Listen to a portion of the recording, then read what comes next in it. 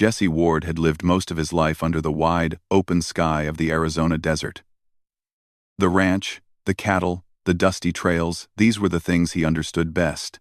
People sometimes said he was too quiet, too steady, too calm for a man his age. But Jesse never cared much about opinions.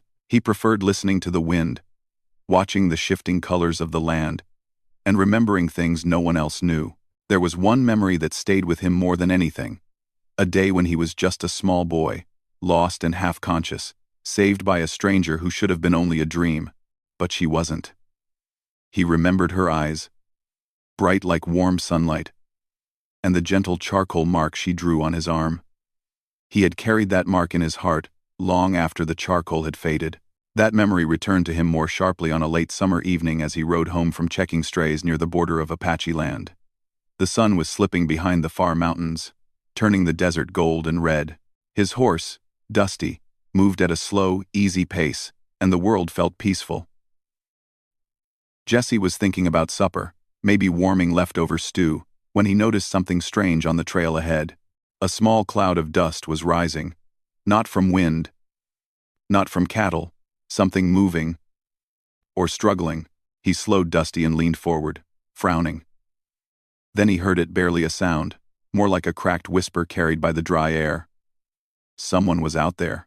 Jesse guided his horse off the main path, following the faint cries until he reached a dry creek scattered with broken branches and stones.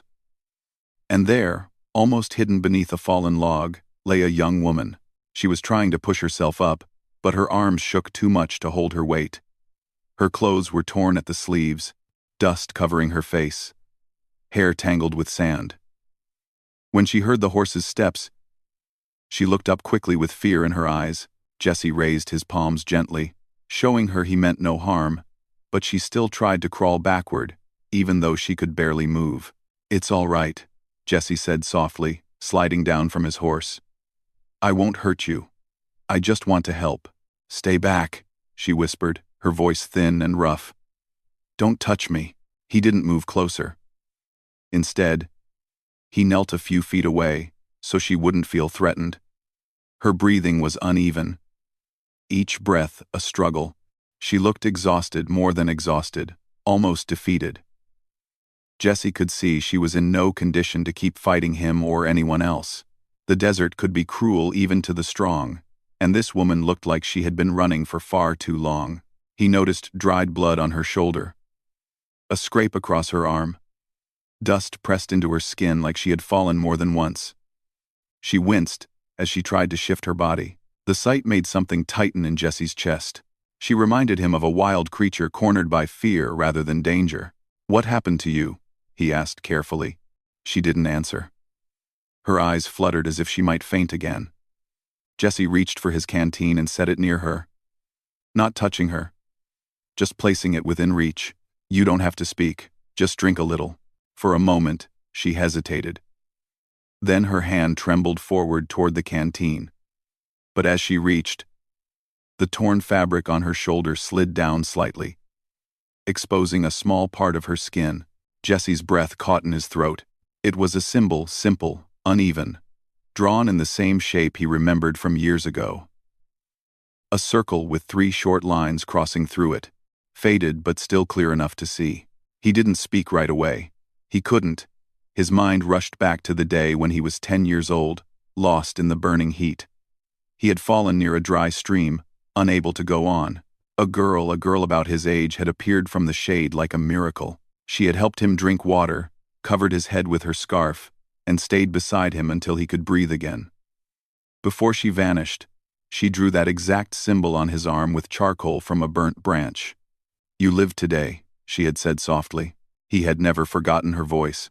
Now, all these years later, the same mark was right in front of him. The woman noticed his expression change and immediately tried to pull her sleeve back into place. "Don't look," she whispered. "It's nothing." Jesse shook his head slowly, unable to hide his astonishment. "No, it's not nothing." He swallowed, emotions forming in his chest: recognition, disbelief, gratitude, and something deeper he couldn't name. "I know that mark." She stopped moving. Her eyes lifted, truly seeing him for the first time. The fear in her face shifted into confusion, then searching doubt. How do you know it? Jesse didn't reach out. He simply pointed gently to his own shoulder, where a faint, nearly invisible scar remained from where the charcoal once touched his skin, because someone drew it on me a long time ago. A girl who saved me when I was lost. For a moment, she looked frozen. Then she whispered, "A boy? By the old desert border? You were so small. You couldn't stand." Her eyes softened, but her voice trembled. "That was you?" Jesse nodded, stunned. "Yes. And you're her?" The woman closed her eyes as if she hadn't heard that name spoken in years. "My name is Tahoma." Jesse felt warmth spread through him, like a forgotten piece of the past returning to complete a picture. Tahoma, the girl who had disappeared into the desert before anyone arrived to help him. She had been a memory he cherished, a story no one fully believed, and now she was here, real, wounded, and alone. "I never thought I'd find you again," Jesse said quietly. Tahoma's gaze dropped to the ground, and her voice shook. "I didn't think I would see you either. I wasn't even sure if you survived." She looked up again, studying his face. "But you grew up." He almost laughed softly. "So did you." For the first time, the fear in her expression eased just a little. But exhaustion pulled her down again. Her arms gave out, and she swayed dangerously. Jesse leaned forward instinctively but remembered her fear of being touched. He paused. "Tahoma, please," he said gently. "You're hurt. Let me help you get onto my horse. I'll take you somewhere safe." She shut her eyes tightly, as if fighting a battle inside herself. When she opened them again, a tear had gathered in the corner. "I don't want to cause you trouble. It's dangerous for you to be near me." Jesse's voice stayed calm and steady. "You once saved me when you didn't have to. Let me return that." For a long moment, she didn't move. Then, with a weak nod, she whispered, "All right. But just until I can walk again." Jesse rose slowly and approached her with the same care someone might use for a frightened animal. When she leaned on him, her body was light, but trembling. He lifted her gently onto Dusty, making sure she stayed steady. She held onto the saddle horn with fading strength. Jesse mounted behind her, keeping a respectful distance, guiding the horse toward an old cabin he knew nearby. The desert wind brushed past them, carrying the quiet hum of crickets waking in the dimming evening. As they rode, Tahoma leaned slightly, not from comfort but from weakness. Jesse steadied her without a word. He could feel her breathing, shallow but determined, and he realized how close she had been to collapsing for good. He looked at the fading symbol on her shoulder again, the one she had given him first. It felt like the desert itself had brought them back together, and Jesse knew with absolute certainty this was no accident. Their paths had crossed once as children. Now fate had brought her back into his life, broken and hunted, and it was his turn to carry her to safety. Dusty moved carefully across the uneven ground, carrying both Jesse and Tahoma toward the small cabin hidden behind a cluster of low hills. The sun had dipped below the horizon now, leaving the desert wrapped in purple shadows and a gentle breeze that cooled the land. Jesse felt Tahoma's weight leaning slightly against him. Not because she felt safe yet, but because she barely had the strength to keep herself upright. Every now and then, her breathing hitched, as if each moment of staying conscious required effort. "You doing all right back there?" Jesse asked softly. "I'm fine," she whispered, though her voice was too faint to match her words. He didn't push her. He knew she was trying to hold on to her pride, to her independence. She seemed like someone who had lived most of her life without needing anyone's help, but right now, she was wounded, weak, and far from anyone she trusted. He just needed to get her somewhere safe before she collapsed again. The small cabin finally appeared in sight, a quiet, old building made of thick logs, with a little porch and a roof that had survived several storms. Jesse used it often when he needed a shelter while working far from the ranch. He guided Dusty to the front and helped Tahoma down slowly. Her legs nearly gave out as soon as her boots touched the ground, and Jesse quickly caught her elbow. She didn't pull away this time. She didn't have the strength to. "I've got you," he said quietly. She nodded, trying to breathe steadily as he helped her to the door. He pushed it open with his shoulder. Inside, the cabin was simple but warm. The walls smelled faintly of cedar wood, and a small bed in the corner was covered with blankets. A lantern hung from a hook, and Jesse lit it quickly, filling the room with a soft golden glow. Once inside, Tahoma sank onto the edge of the bed. Her shoulders slumped, and for the first time since he found her, she looked less like a hunted animal and more like a human who had reached the end of her strength. Jesse fetched a bowl of water and a clean cloth. "Let me check your injuries," he said gently. Tahoma hesitated, staring at the cloth as if unsure whether she should trust him. "You don't have to," she murmured. He crouched beside her. "I know I don't have to, but I want to. You helped me once when you could have walked away. Now it's my turn." Her eyes softened, and she gave a small nod. Jesse moved slowly, making sure she saw his hands before he touched anything. He cleaned the scrape on her arm, wiping away dirt that had stuck to her skin. She winced a little, but she didn't pull away. Her breathing steadied as he worked. As he lifted her sleeve gently to look at her shoulder wound, she turned her head away, embarrassed. Jesse didn't comment on the tattoo again, though he felt its meaning every time he saw it. He focused only on helping her. "You fell hard," he said quietly. "Did someone chase you?" Her jaw tightened as if the memory hurt more than the wounds. "Yes," she whispered. "I was running. I tried to warn my people about something dangerous. Something I heard by accident." She paused, taking a shaky breath. "Men were digging near our land. They found something valuable, something they had no right to take. When I tried to stop them, they followed me." Jesse kept his voice calm. "How many men?" "3 at first. Maybe more now. They think I saw too much." Jesse felt something cold settle inside him, a protective feeling he hadn't expected. Anyone chasing a lone woman through the desert clearly wasn't someone with good intentions. "You're safe here," he said firmly. "They won't find you tonight." Tahoma looked up at him, her dark eyes reflecting the warm lantern light. "Why are you helping me so much?" she asked softly. "You don't even know what trouble I bring." He sat back a little, thinking. "Maybe I don't know all of it," he admitted. "But I know who you are. You helped a scared little boy once. You saved his life without asking for anything. And I've never forgotten that." A small breath escaped her, almost like a soft, surprised laugh. "That was a long time ago." "Doesn't matter," he replied quietly. "It still means something." For a moment, silence filled the room. But it was not uncomfortable. Tahoma seemed calmer now, not safe, not unafraid, but no longer ready to collapse from fear. She watched Jesse with a thoughtful expression, as if she was seeing him not just as a cowboy but as someone connected to a piece of her past she never expected to find again. Jesse finished cleaning her wounds and stepped back. "You should try to sleep," he said. "Your body needs rest." She shifted nervously. "I don't want to be a burden.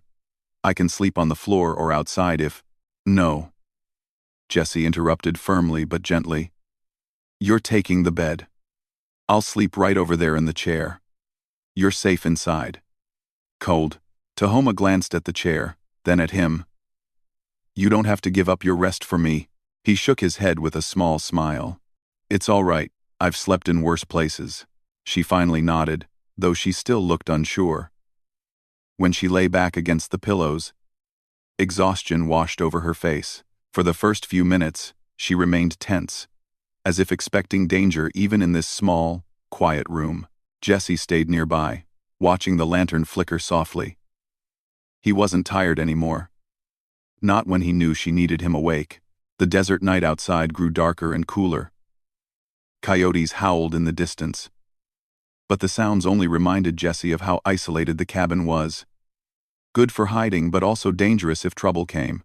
After a long silence, Tahoma spoke again, her voice barely above a whisper. "Jesse, do you think I made a mistake coming here?" He turned his head toward her. "You didn't come here on purpose. I found you." And that's no mistake. But if those men find this place. Her words faded as worry filled her eyes. Jessie leaned forward slightly.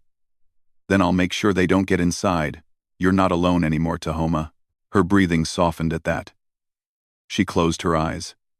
But a few minutes later, she woke suddenly, sitting upright with a gasp. Her hand flew to her chest as if she had been dreaming something frightening. Easy, Jessie said gently. You're safe. She looked around, realizing she wasn't out in the desert anymore. She sank back into the pillows, embarrassed. Sorry. I didn't mean to. You don't need to apologize, he said softly. After everything you've been through, anyone would be scared.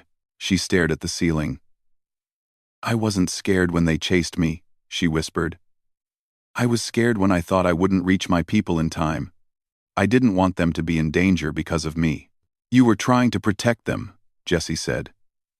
That's not something to be ashamed of. Her eyes drifted to him again. You speak like someone who understands. He gave a small shrug.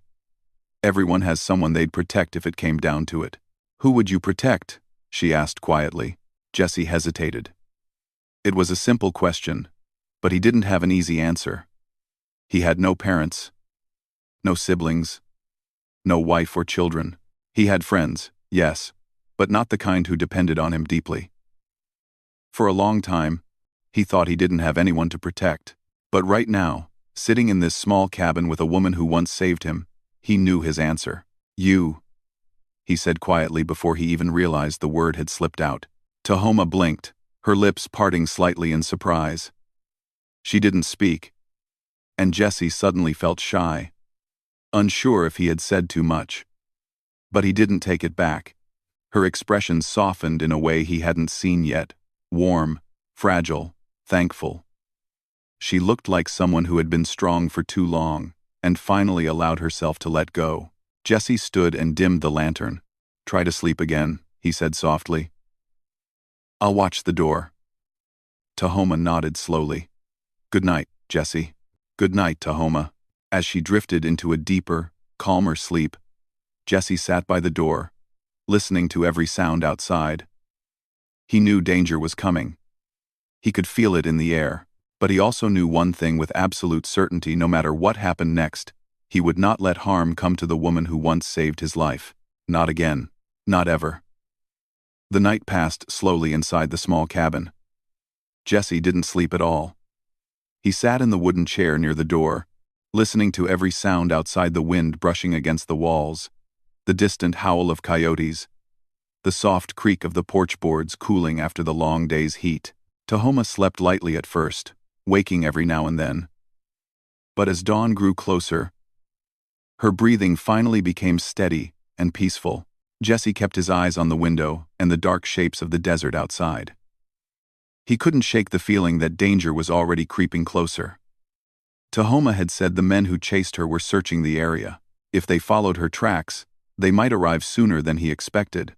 When the first thin line of sunrise touched the desert horizon, Jessie stood up and stretched his stiff muscles.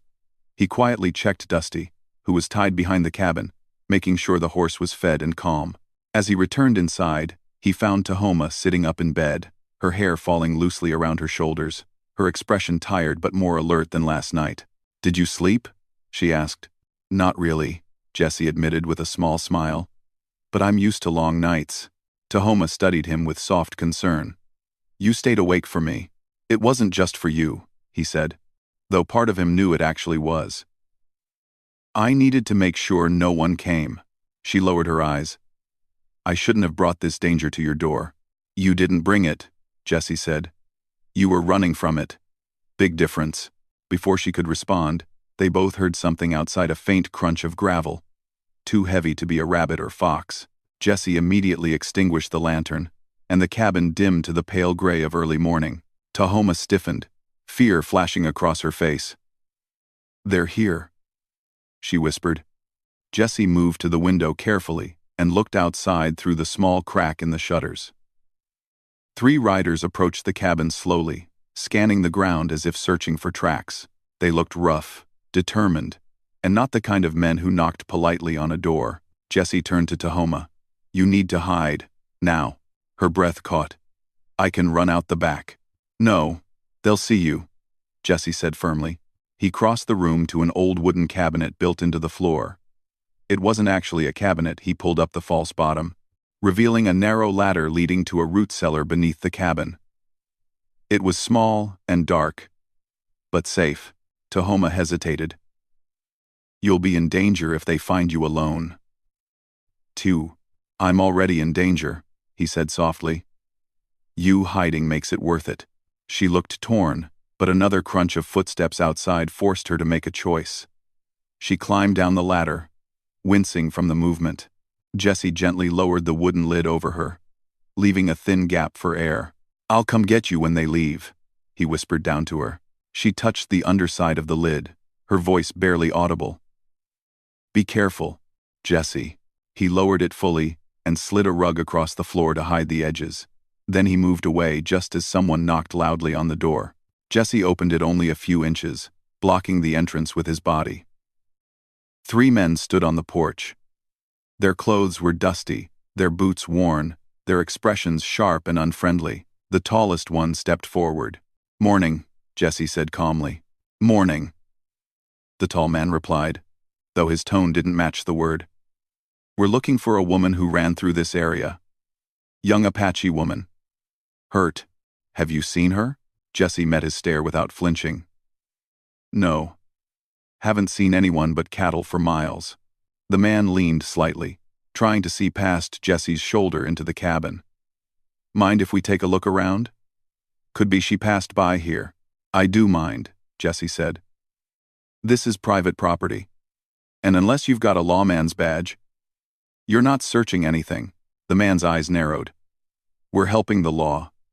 Then you should have no problem showing me papers, Jesse replied. The shorter man at the back shifted, clearly impatient. Look, cowboy, we just want to look around. And I said no, Jesse answered, his voice steady but firm. Sun's barely up. You rode onto my land without permission. Don't make this worse. There was a tense silence. Jesse wasn't sure if they would try to push past him. His heart beat slower. Not faster, his body had entered the calm he always felt in dangerous moments. Finally, the tall man exhaled sharply. Fine. But we're not done here. He pointed at Jesse. If you're hiding her, you'll regret it. Jesse didn't blink. I told you the truth. Now you should leave. The men mounted their horses, shooting him dark looks before riding off. But Jesse didn't relax. He watched them disappear over the hill, knowing full well they would be back probably with more men. When he was sure they were out of sight, he closed the door and moved the rug. He lifted the cellar lid a few inches. They're gone, he said quietly. Tahoma climbed up slowly, her face pale. They know I'm close. They suspect it, Jesse said. Which means we can't stay here. Tahoma sat on the bed, holding her injured arm gently. Then you should leave me somewhere safe and go home. They won't stop if they think you're helping me. You don't need to risk your life. Jesse walked over and knelt in front of her. I'm not leaving you. Not now, not later. But why? She whispered, her voice breaking just a little. You barely know me. I know enough, Jesse replied, his voice low and steady. You saved my life once. And I'm not the kind of man who lets someone who helped him face danger alone. Tears filled Tahoma's eyes, but she blinked them away. I don't want to bring harm to you. You won't, he said gently. But if those men find you alone, they'll hurt you. I won't let that happen. She looked away, her voice almost trembling. I don't want to be the reason anything happens to you. Jesse stood and began gathering supplies, a canteen, dry bread, blankets, and a small medical kit. Nothing's going to happen to me, because we're going to move before they return. Tahoma tried to stand but wobbled. Jesse reached out instinctively, steadying her. She didn't pull away this time. She leaned on him, trusting him more than she had last night. We'll head toward your tribe's land, Jesse said. If we get close enough, your people will find us. They'll protect you better than I can. She nodded slowly. Yes, they will. But it's a long journey. Mead, I'm not afraid of a long journey, he said with a faint smile. I'm afraid of staying put.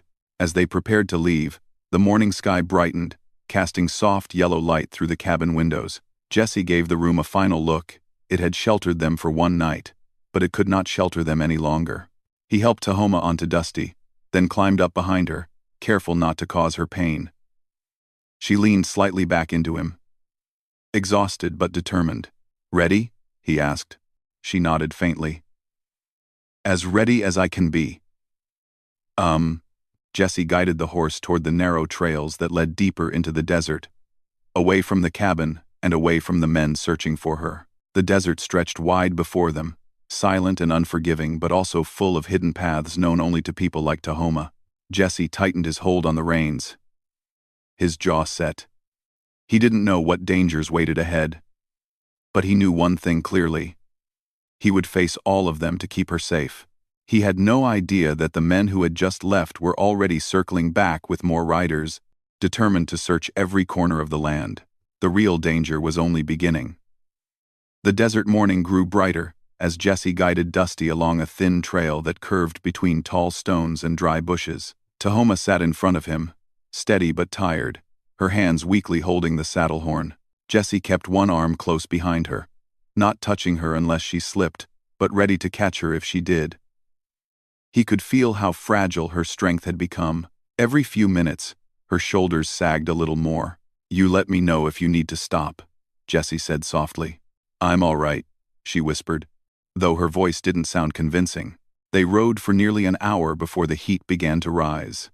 The sky above them turned clear blue, and the sun warmed the land quickly. Jesse guided Dusty to a shaded area near some large rocks.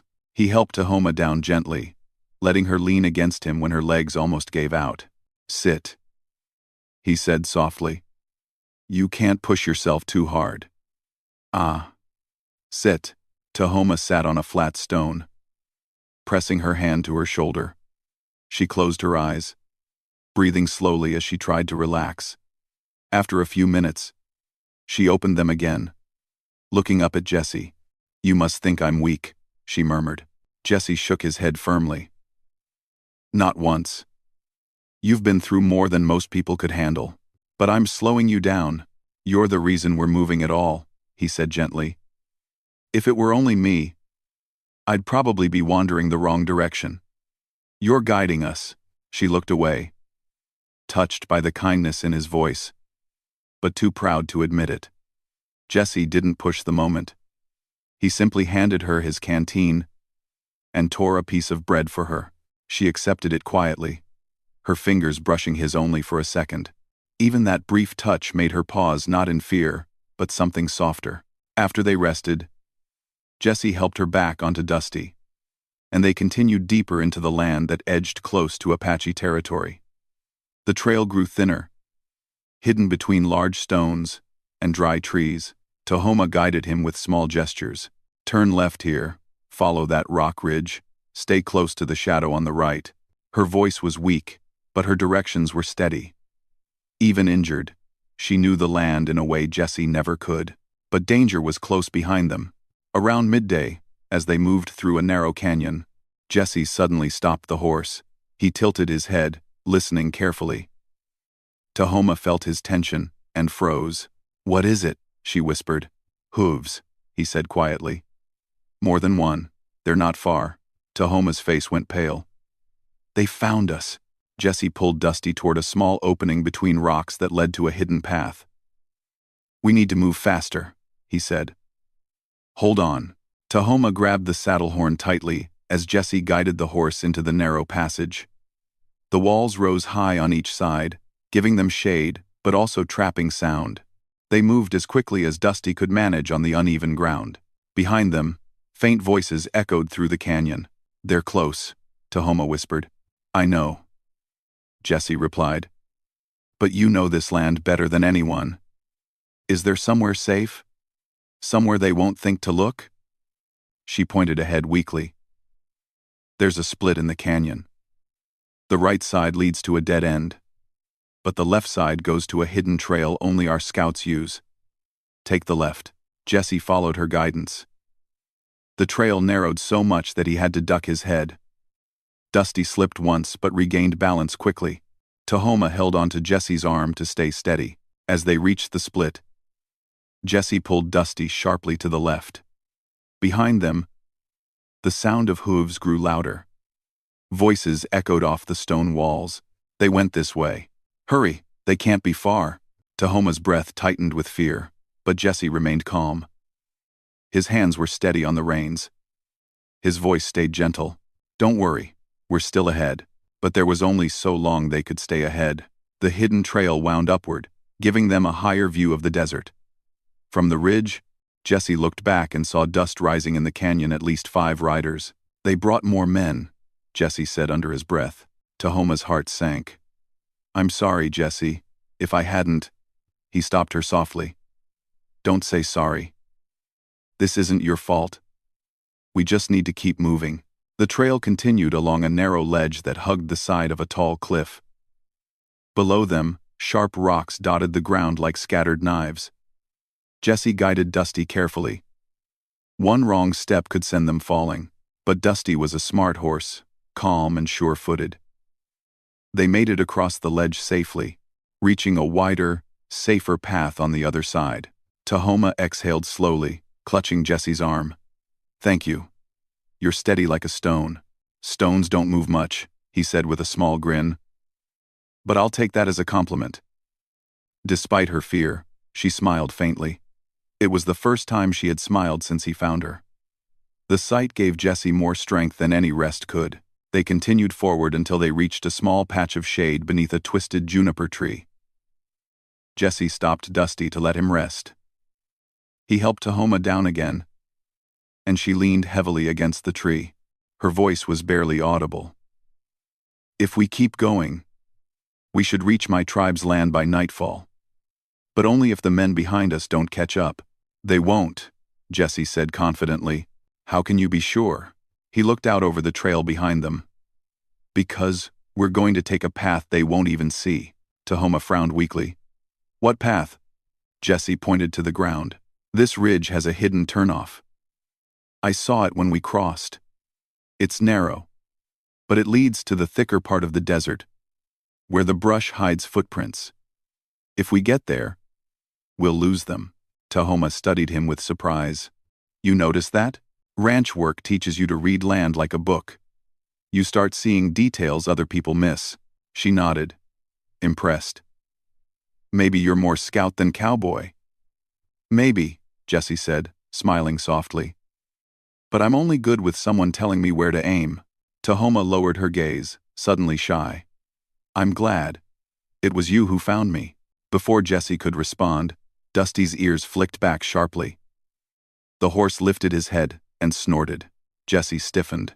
They're close again. Tahoma pushed herself to her feet even though she winced with pain. We have to go. They mounted quickly, and Jesse guided Dusty down the hidden path he had spotted earlier. The brush grew thick, scratching against their legs but hiding their movement well. They moved deeper until the sound of hooves behind them faded into silence. For a long while, neither of them spoke. They just listened to the rustling of dry leaves and the soft steps of Dusty on sandy ground. Tahoma finally broke the silence. You didn't have to risk your life for me. Jesse looked toward the horizon, where mountains shimmered in the distance. You saved mine when I was a kid. I wouldn't even be here if not for you. That was different, she whispered. No, Jesse said quietly. You gave me my life once. Now it's my turn to make sure you keep yours. Her eyes filled with emotion. She looked away quickly, but Jesse saw the way her hands trembled not from fear, but from the weight of his words. As the sun began to sink, the sky turned shades of orange and rose. They were close now, so close to her tribe's land, that Tahoma could almost feel the familiar air. We're near, she whispered. Relief washed over Jesse, but just as he felt a bit of hope, a distant voice echoed behind them. There, I see the horse tracks. Their enemies had not given up. Tahoma grabbed Jesse's arm. We have to hurry. Jesse clicked the reins, and Dusty broke into a faster pace. The race toward safety had begun, but the riders behind them were closer than ever. The final stretch of their journey would decide everything. The last stretch of desert between Jesse, Tahoma, and safety felt both near and impossibly far. The sky had deepened into shades of gold and pink, and the wind grew cooler as evening approached. But behind them, the dust cloud rising on the horizon signaled danger. The riders had found their trail again, and this time, they were much closer.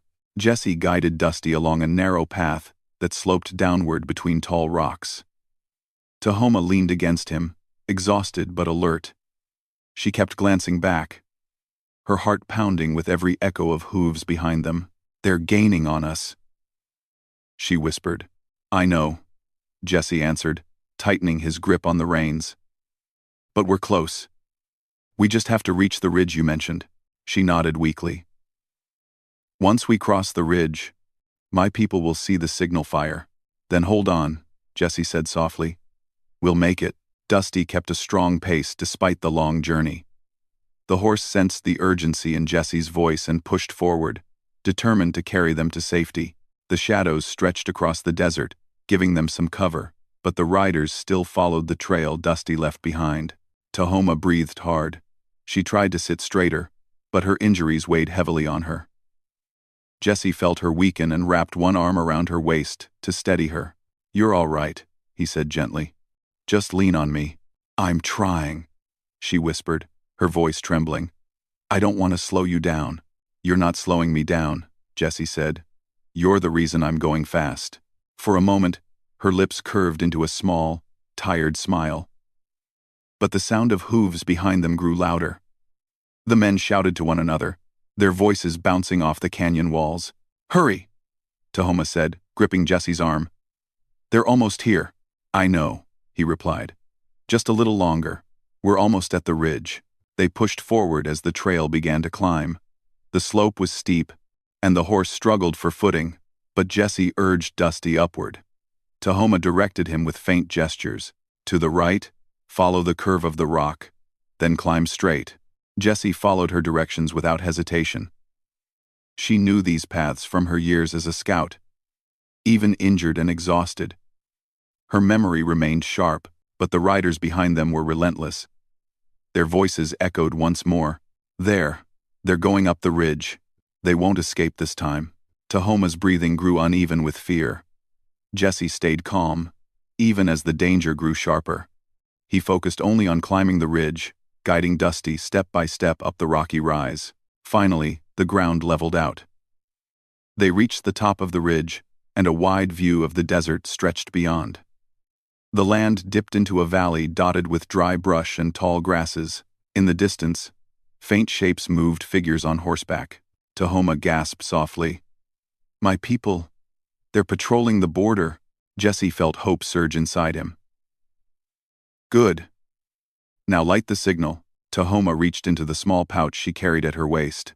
Her hands shook as she pulled out a bundle of dried herbs wrapped with a thin cord. Jesse helped her sit straight so she could strike two stones together.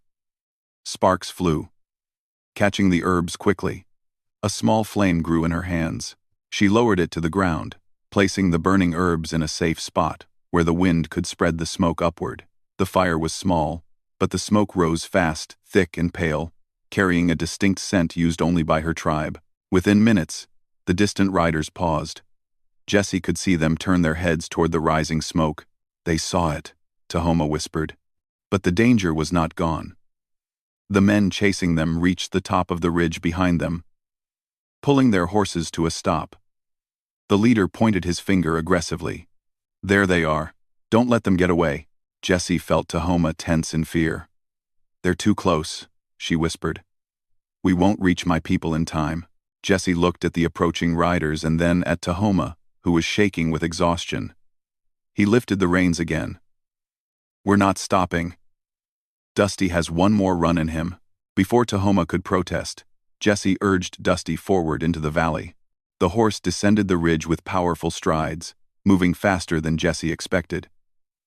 Tahoma held onto him tightly as the wind rushed past them. Behind them, the riders followed. Though not as quickly, some struggled with the steep descent, giving Jesse and Tahoma a small lead. The valley stretched wide before them, But their goal was close. The patrol riders were heading toward the signal smoke. Jessie pushed Dusty harder, knowing this last sprint would decide everything. Tahoma looked over her shoulder and saw the men still approaching, though farther back now.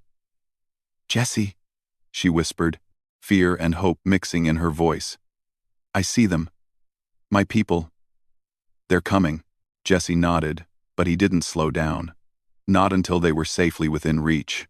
As the patrol approached, 4 Apache riders appeared from the left, galloping quickly with firm expressions. One of them raised his hand, signaling for Jessie to stop. Jessie pulled Dusty to a slow halt. Tahoma nearly collapsed forward as relief washed over her. Jessie steadied her gently. The Apache riders reached them and dismounted quickly. One of them rushed to Tahoma, his face filled with worry. "Tahoma, you're hurt," she nodded weakly. "I'm all right. But those men, they were chasing me." The riders looked past Jessie at the approaching dust cloud. More Apache riders arrived from the opposite direction, forming a protective circle around Tahoma and Jessie. "Stay behind us," one rider said. Jessie guided Dusty back as the Apache riders spread out. The men chasing them reached the middle of the valley, but when they saw Tahoma's people surrounding them, they slowed their horses. One man raised his hands in frustration. "This isn't fair," he shouted. "She doesn't belong here." Another rider responded coldly. "She belongs more here than you belong anywhere." The group of men realized they were outnumbered and outmatched. After a tense moment, they turned their horses and retreated, disappearing back the way they came. Tahoma exhaled shakily, her entire body trembling. Jessie held her up gently as she leaned against him. She looked at him with softened eyes. "We made it," she whispered. Jessie nodded. "We made it because you kept going." The Apache riders helped Tahoma down and supported her weight. She winced, but she looked grateful. Before they took her away, she reached out and caught Jessie's hand.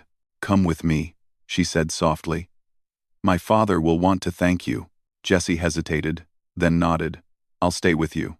They rode at a slower pace now, surrounded by her people. When they reached the Apache camp, Tahoma was taken to rest and receive care.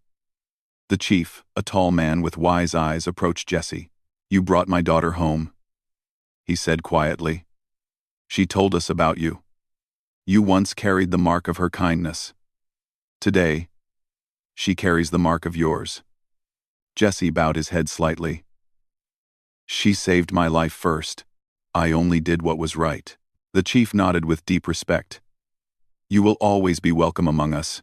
Later, when Tahoma was resting in a warm tent, she asked to see Jessie. When he entered, she lifted her arm weakly, revealing the old tattoo.